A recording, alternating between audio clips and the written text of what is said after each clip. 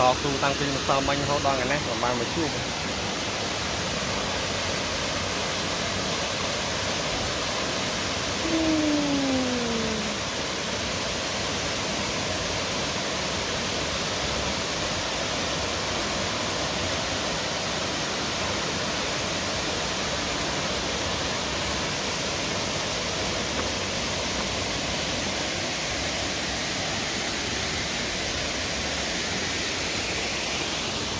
เนี่ยต่อสู้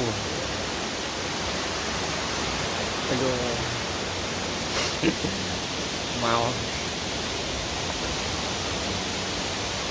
มันเจ๊งพลังของเราบานแล้ว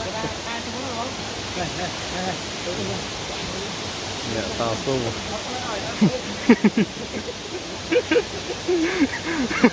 trường bay ra có làm lẽ thứ áp này áp trường